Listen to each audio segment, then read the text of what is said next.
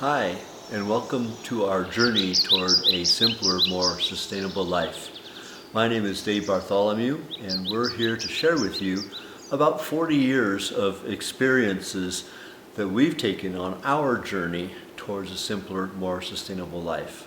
The purpose of these videos is to give you information and hopefully inspiration that allow you to either start or continue on your journey toward a simpler, more sustainable life. The fact is, we're never really quite there, and we all need to continue that journey, and the more we can help each other doing so, the better. So what is it we mean when we say a simpler, more sustainable life? Well, we have our own working definitions. This may not be the same as what you read in the textbooks or in the dictionary or on Google, but they work for us. As far as sustainability goes, we look at it that sustainability would be evident when we are able to have a lifestyle or a decision or an action or a strategy that can be repeated over and over again indefinitely through multiple generations without a negative impact on those future generations or the earth.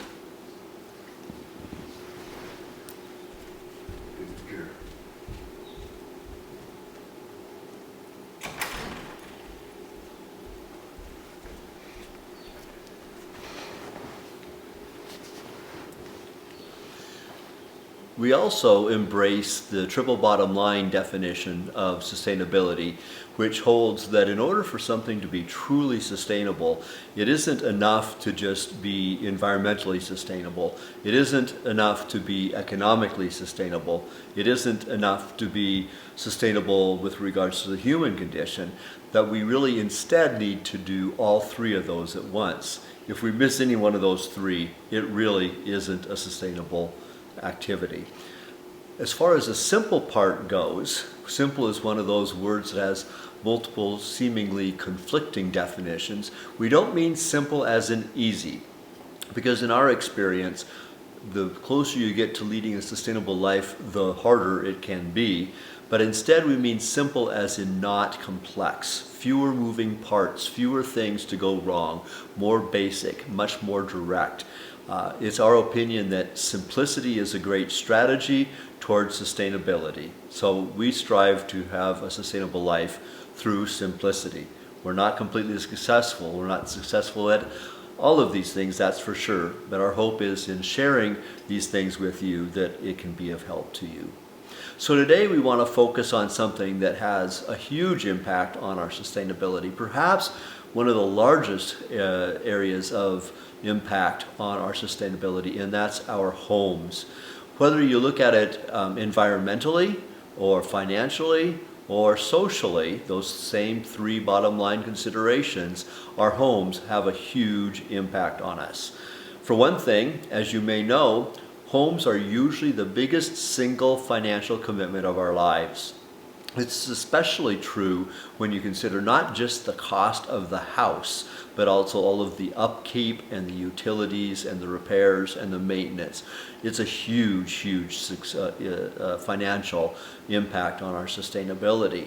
Environmentally, just building a home, regardless of what kind of a home it is, it's going to have a big impact on the environment. A typical stick frame house in the United States consumes an awful lot of trees, for instance, not to mention all of the other different components that goes into it. And then the operation of a home can have a tremendous negative environmental impact if we're not careful. And lastly, we spend most of our time in our homes, and thus it does have an impact on human sustainability. If we have a home that is conducive to human relationships, that is comfortable, that is safe, that makes people feel at home, then that is a very good thing. So we're going to be talking about homes and the impact that they have on our sustainability. Let me insert at this point that our situation is relatively unusual, and don't think for a minute that the things that we're sharing only apply to people that live in a certain place or in a certain kind of community or a certain kind of home or a certain amount of land. really all of us, regardless of our living situation, can make progress in leading a simpler, more sustainable life. So yes, we do live in the wilderness, and you probably don't. Yes, we've got this home that we were able to build from scratch, and you may not be in that situation.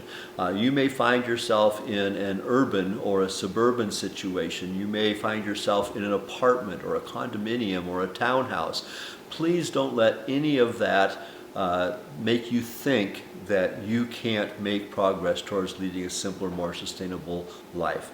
Some of the things we talk about will not have an application for everybody. Let's just get that out on the table. But many of these things can have implications for many people. And if one thing doesn't apply to you, maybe the next one does. So appreciate your understanding. So let's start off in talking about our home, and let's talk about the orientation of the home. We're not going to talk in this video about site selection. We're not going to talk about what we considered when we picked where we wanted to live and how we picked this particular piece of land. But I do want to mention right up front that orientation of a home, if you have a choice anyway, is really important. Now, we live fairly far north in the northern hemisphere. We are closer to the North Pole than we are to the equator, not by a whole lot, but by a fair amount. And so that has a big impact on our orientation. What this means is that 12 months of the year, the sun is going to be, to one degree or another, to the south. In the winter, it's low in the sky in the south. In the summer, it's high in the sky, but it's still in the south. And so for our purposes, we very deliberately picked a place where we could have a southern orientation, and we picked our specific floor plan and our orientation of the foundation in a southern direction. So that's something to be thinking about right off the bat, is what's the orientation if we are able to build a home from the beginning. If you aren't starting with a home from scratch, that's okay. There are some things that you can change about a home, things like window coverings that can play a big role in helping to accommodate the orientation of your house. I also would suggest that very early on you consider a plan. That's not necessarily the most fun part of having a home that is contributing positively to your sustainability, but it's an important plan. We began planning this home many, many years ago, probably 30, 35 years ago.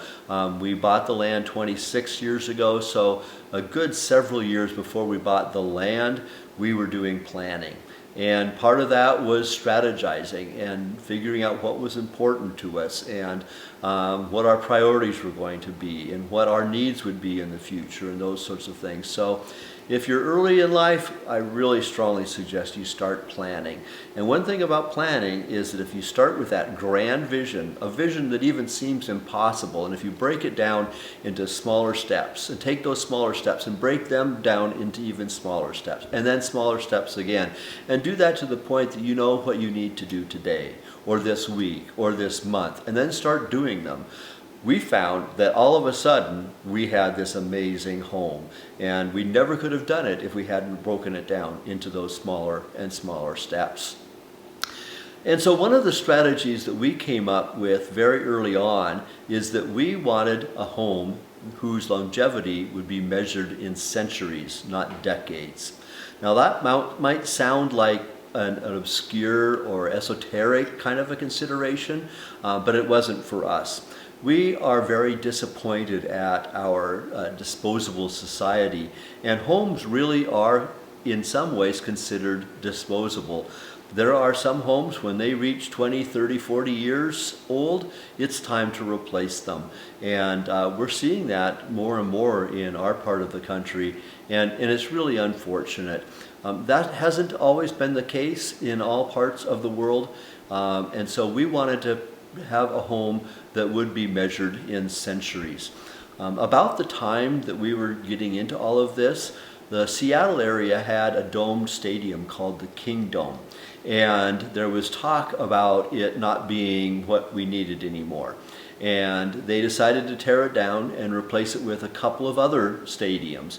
And I remember vividly at the time that there was a politician that said that the Kingdome had served us well for 2 decades, and that the next stadiums would serve us well for another 2 decades.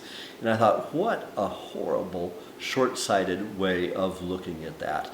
Whether we look again at the financial implications, the environmental implications, the social implications, to take the attitude that we only expect a building of any size to last for 2 decades is wrong, in my opinion. And so we wanted a home that could last centuries.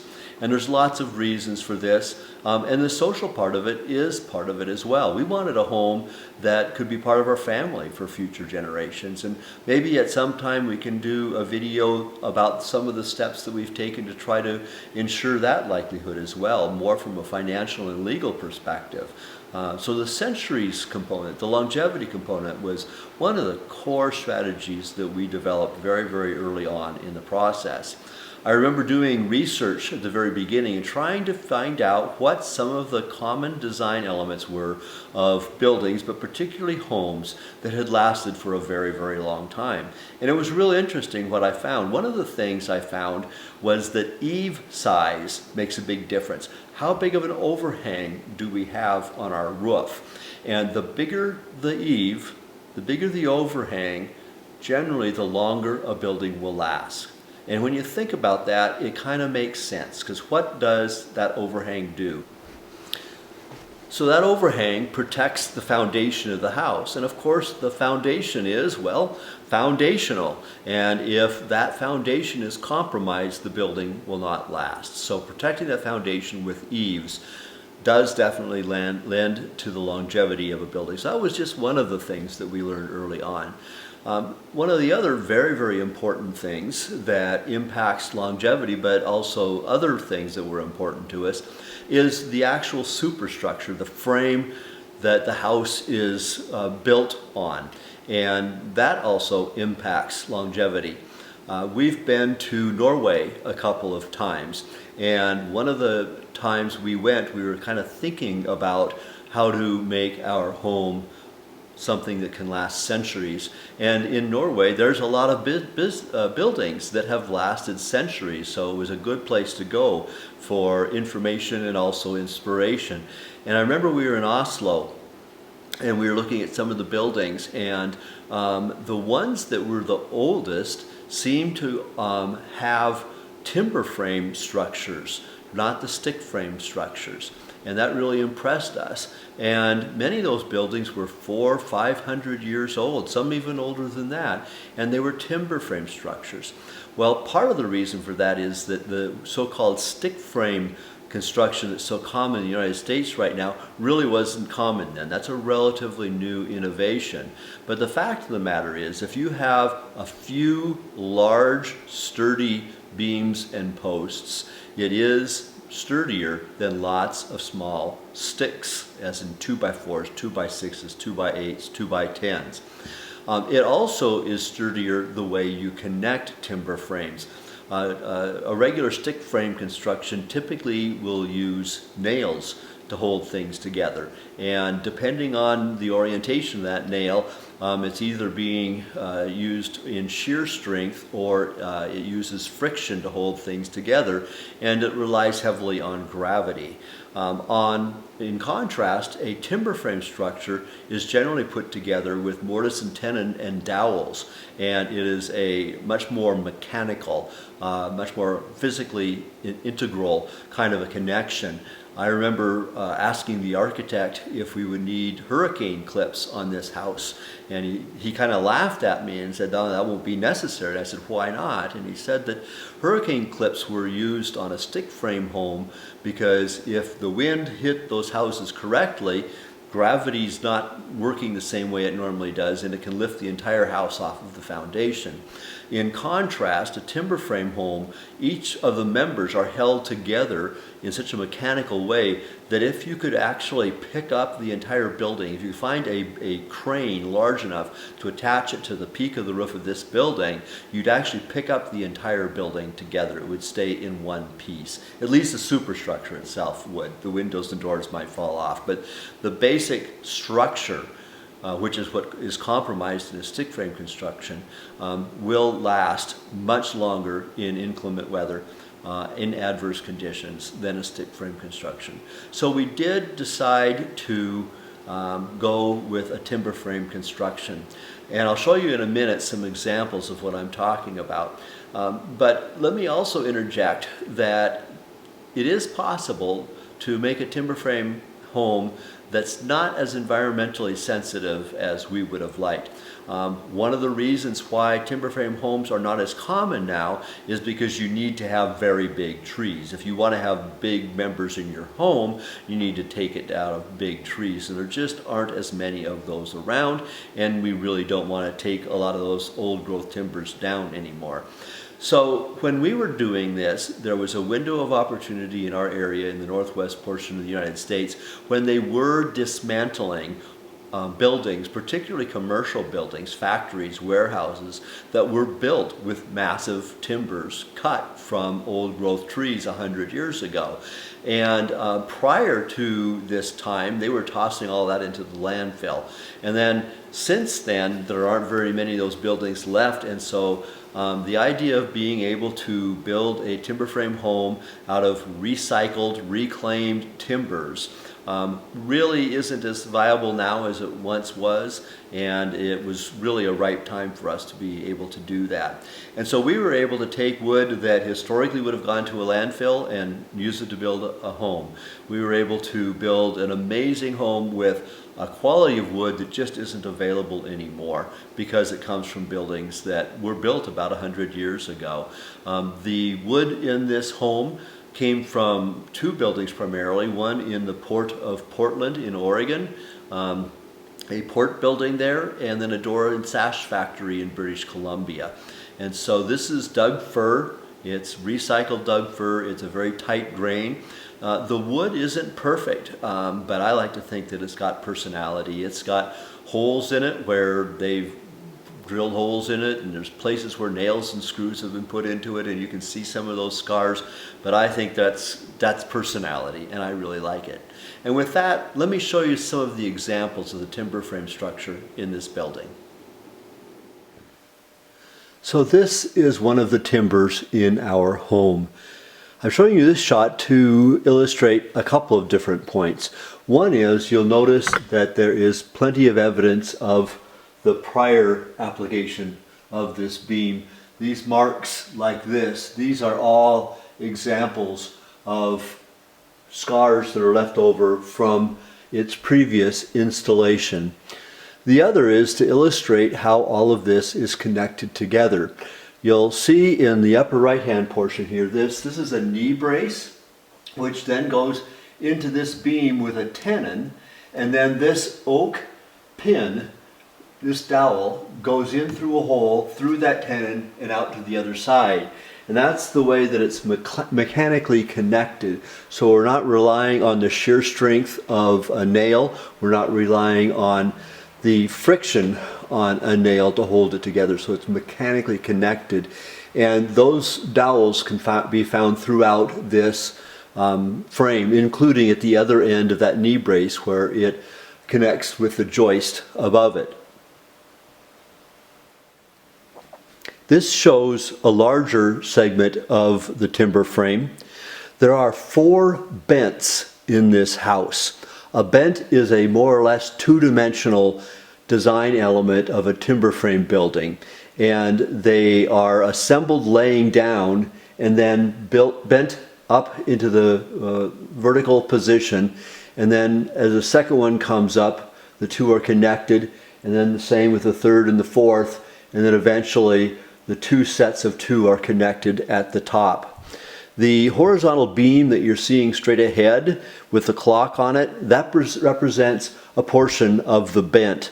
The diagonal beams that go up to the roof are the other extension of that bent, and then the vertical beams dropping down from that horizontal beam are the lower portions of the bent. And so there are 4 of those bents in this building, and then all of the connecting beams in between. So we've been talking about the timber frame, in essence the structure, the framework that we put the rest of the house around. Now let's talk about what we wrap that framework with. In most homes, that is stick frame homes, what happens is that there's insulation that is put between the sticks, the 2x6s, the 2x8s, the wall frame, and then that is covered with various layers of sheeting and protective layers and siding. The problem with that is there's lots of opportunities for temperature to exchange from inside to outside and outside to inside. There's opportunities for air actually to flow from inside to outside and outside to inside. So it really isn't very efficient. Oftentimes insulation is rated with what they call R value, and that is the theoretical insulating value of the insulation from one side to the other. What it doesn't take in consideration is any gaps in that insulation between the actual insulation batting and the frame itself, the 2x8, the 2x6, whatever it might be. Rarely does that insulation go all the way to the wood, and so there's an air gap there. Nor does it take into consideration the thermal break that occurs when there is a stud in the wall. That 2x6 or 2x8 is not an insulator, it's actually a conductor. And so when it's hot out, it actually is conducting that temperature to the inner part of the house. When it's cold out, it's actually conducting that cold to the inner part of the house. The net is that the stated R value of the insulation is theoretical, and the reality is that there's a lot of temperature exchange from the indoors to the outdoors. So with this house, while the timber frame is a technology that's hundreds and hundreds of years old, maybe thousands of years old, the envelope with which we wrap it is a relatively new technology. When we started looking at those panels, they were called Stress-Kin panels, and now they're called SIP, Structural Insulated Panels, or SIPs. And this is a section that actually came out of our roof that gives you an idea of what a structural integral insulated panel is. In our case, we used oriented strand board on both the inside and the outside, and the middle is styrene foam, styrofoam in essence. And these were prefabricated, custom made for our home. There's actually 72 of these panels that totally envelop this house. And they range in size from relatively small, like 4 foot by 4 foot, to 8 foot by 16 foot. And they lifted it in place with a giant crane. And so basically we're in a giant styrofoam cooler. And the result is that the home is extremely well insulated. Even where the two panels connect, they do it in such a way that there still is no thermal break. They actually connect it at each edge and allow the styrene to touch the styrene. So there's minimal air infiltration, and there's no thermal break in the form of a wood stud. The only place where there's wood that goes from the outside to the inside is where there's a window or door. Everything else is completely, in essence, one giant piece of styrene. And so the net effect is that it's extremely well insulated. As I said, this is a roof panel, and this is what we cut to actually be able to put the chimney in for our wood stove that's behind me here. And the wall panels are very similar, only they're thinner. But the ceiling panels, because heat rises, are particularly important to have very well insulated. So that's the envelope of the house, that's the walls of the house, and that's what keeps it warm in here in the winter, and it's what keeps it cool in the summer. But it's only part of what we use to heat and cool our house. Right now it's summer. It just turned summer a few days ago actually, and we went through a short but intense heat spell for a while. And we don't have air conditioning, but what we do is we open up the windows at night, and it generally gets fairly cool here at night. It's been getting down in the 50s lately. It sometimes will even get down in the 40s. But during the days, it can get into the 90s pretty regularly. So one day this week, I looked at my indoor-outdoor thermometer, and it was 91 degrees outside and 67 degrees inside. Again, no air conditioning whatsoever. And that was simply by opening up the windows during the night and closing them during the day. So that gives you an idea of just how well insulated this house is. Now, this is an example of a sustainable technology. Yes, it costs a bit more up front, but it has a pretty quick payback, because with the cost of heating and cooling, such as it is, and with the magnificent difference in heating and cooling in this house, it really is not only cost effective, but think of the environmental advantage of not having to use either electricity or some sort of petroleum-based fuel to heat and or cool this house. So it's really a nice feature to have. But even that is still not all of the tricks we employed to make this a very thermally efficient house. We talked about the eaves before. The eaves are designed not just to protect the foundation, but they're also designed to keep it warm in the winter and cool in the summer. And we did that by doing some very, very careful math. And the eaves are designed so that on June 21st, which was just a couple of days ago, which is the longest day of the year, and when the sun is the highest in the sky, the shadow caused by those eaves is on the windowsills at the south side of our house. So in other words, on the longest day of the year, the beginning of summer, the house is completely in shade. So it really maximizes the coolness of the house. Conversely, on December 21st, which is the shortest day of the year, middle of winter, and the sun is in the lowest in the sky, the actual shadow line at that time of year that's cast by those eaves is the wall at the north side of the house. So in the middle of winter, it's really sunny in here. We do have an unusual climate in that it is sunny a fair amount in the winter. Not all the time, because we get a lot of snow, so there is some clouds, but sunnier than usual. So it's not unusual for it to be, in the teens or in the 20s and have the sun out and have our house completely illuminated with the warmth of the sun. So that's another design element of the house. But there's still more. That sun coming and going like that can cause tremendous temperature swings. Same with from night to day in the summer. And so what we did very deliberately to try to minimize that was create a huge amount of thermal mass in this house.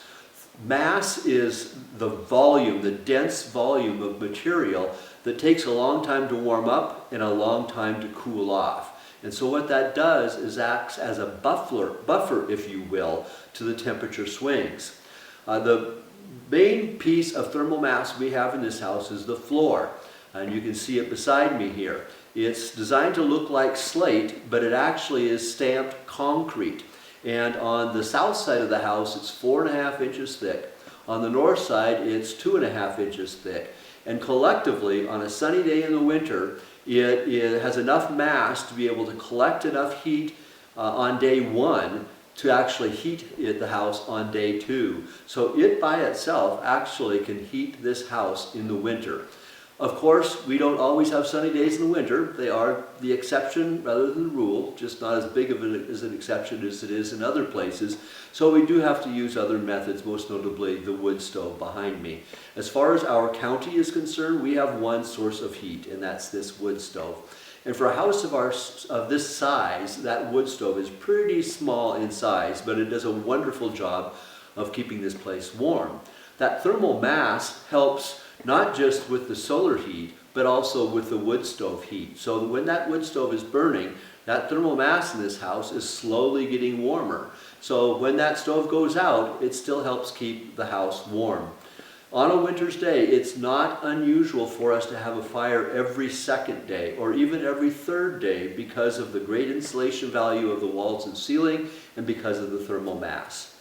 There is other thermal mass in this house, but a little bit more incidental. The timber frame that we were talking about earlier has a tremendous mass to it. And if you'll notice, we use river rock as an accent around the house, actually both inside and outside. And there's a fair amount of thermal mass there. And so all of those things really make a difference in reducing the temperature swings day to night, cold to hot, that sort of thing. We know lots of people that have more traditional methods of construction and have more traditional methods of heating and cooling. And when their heating or cooling system turns off, it's a matter of minutes before you can feel the change in temperature in the house. In this house, it can be a matter of days before you feel that temperature swing. So the envelope that we are in is a bit unusual. It's a proven technology. We were extremely satisfied with the process and are extremely satisfied with the results. It is a great marriage with the timber frame, but it also can be used by itself. And that combined with the large amount of windows on the south side of the house, the modest number of windows on the east and west, and the minimal number of windows on the north, and then the thermal mass and the wood stove make for an incredibly thermally efficient home. It's not uncommon for us to have people come over here at this time of year when it's 91 degrees outside and they walk in and it's 67 degrees inside and they say, "Oh, isn't it wonderful to have air conditioning?" And we have to politely let them know we don't have air conditioning. Or we'll have visitors come over in the winter when it is in the 20s outside, and they'll come in and they'll look and they'll see that the wood stove's not going, but it's nice and warm. And they'll make some comment about our heating system and how it's nice to have a warm, cozy house. And we point out that the wood stove and then the sun are our two major sources of heat. And it's pretty amazing. Yet it's all doable. Really nothing that we've done is rocket science. The biggest calculation was the one we had to hire a solar engineer to do, to calculate the precise size and placement of the eaves to get those shadow lines where we want them, and then the thermal mass to make sure that we had sufficient thermal mass for managing the swings and temperatures that we want. That was the most technical part of this whole system. Everything else, with the exception of the structural insulated panels, is technology that's been around a long, long time. And the panels have been around a long time too, just not as long as those other things. So it's not like we were really reinventing the wheel. We were just being careful and thoughtful and trying to invest a little bit more up front so that the price, both financially and environmentally, was less down the road. So this is a pretty typical set of numbers to see on a summer's day. As you can see, it's 60 degrees inside and just shy of 80 degrees outside, and that's with no air conditioning whatsoever. When I got up this morning, it was about 49 degrees outside and about 59 degrees inside. And so while the outside temperature continues to go up, the inside temperature has changed very little. I had the windows open last night. It cooled off nicely. Closed most of the windows, but actually not all of them. And as you can see, it's staying nice and cool inside, thanks to thermal mass and excellent insulation. If you stayed with us all this way, thank you very much.